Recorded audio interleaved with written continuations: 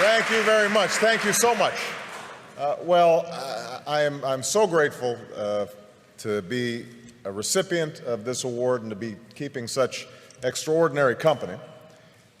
I first of all want to thank all of you who are involved in making this possible, but the main thing that I want to do here is to just say how I'm inspired by the young people who are represented here, because I think that's the purpose ultimately of this foundation. And I want to tell just a brief story because Archbishop Tutu is here, one of my heroes, and let you know where I was when I was about your age.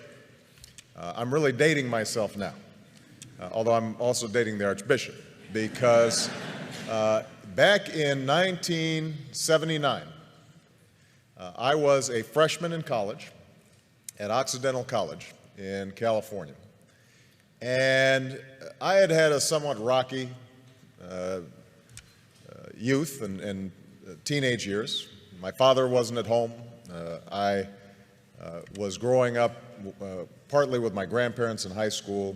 I'd gotten into trouble occasionally. It was what my mother called a good time Charlie, meaning I wasn't really serious in terms of my studies, in terms of my work. Had some awareness of the world around me, had some sense of injustice and unfairness, but it wasn't finely honed, it wasn't well developed. And I remember in 1979 arriving as a freshman and doing what freshmen do, trying to figure out what courses are and trying to change your study habits and trying to identify that food in the cafeteria, what it is.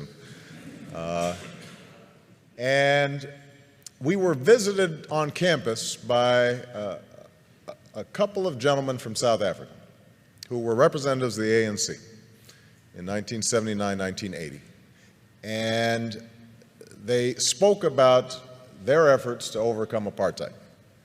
And for about an hour, myself and a group of students listened to these young men who were not much older than we were, describe the extraordinary struggles they were going through, the sacrifices that were being made, people who were enduring jail and torture and beatings because they had a sense that somehow, some way, justice would prevail. And that brief meeting, I think, in some ways changed my life, because what it told me, first of all, was that ordinary people can do extraordinary things when they're given an opportunity. We sometimes think that our leaders have to have fancy degrees or well-educated or some public office somewhere.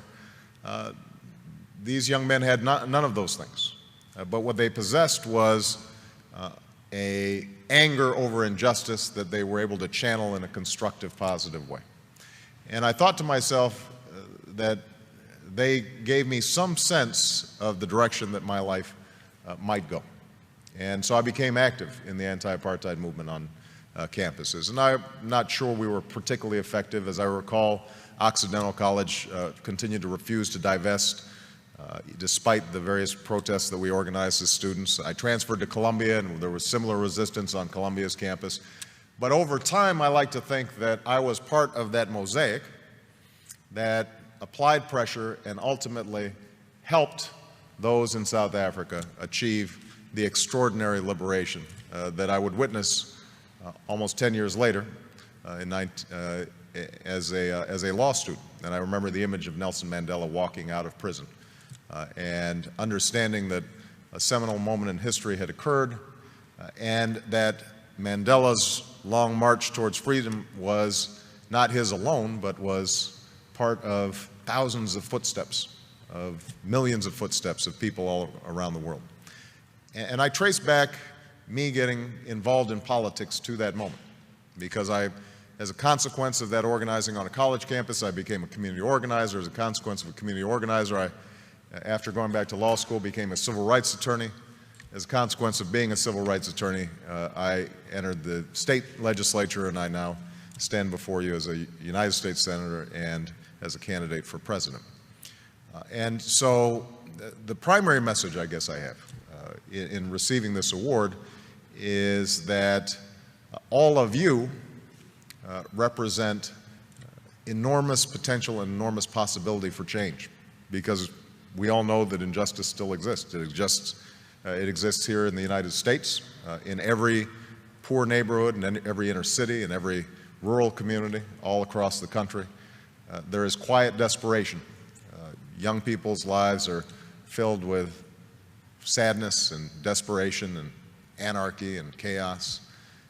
And obviously all around the world, we see those same symptoms of hopelessness made manifest in places like Darfur, in places like the Middle East, in places that too often are forgotten about and not written about until they flare up in tragedy.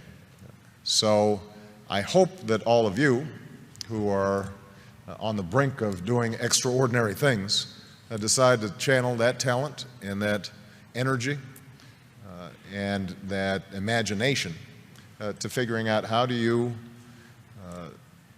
move the process along for a better history. You know, how do you put your shoulder against the wheel and move that boulder up the hill? And I'm absolutely confident that if all of you take up that challenge, the world is waiting for you, ready to be changed. Because I think we live in this moment in history right now where the hunger for change, the hunger for something new, the desire to break out of the ordinary, the self-interested, the petty, the trivial, is everywhere. And they're waiting for you. And so I hope that as you see the recipients of this award, you recognize that it's actually more of a tool to give you a little spark and drive you in the wonderful directions that I hope your lives take in the years to come. So thank you very much. Appreciate it. Thank you.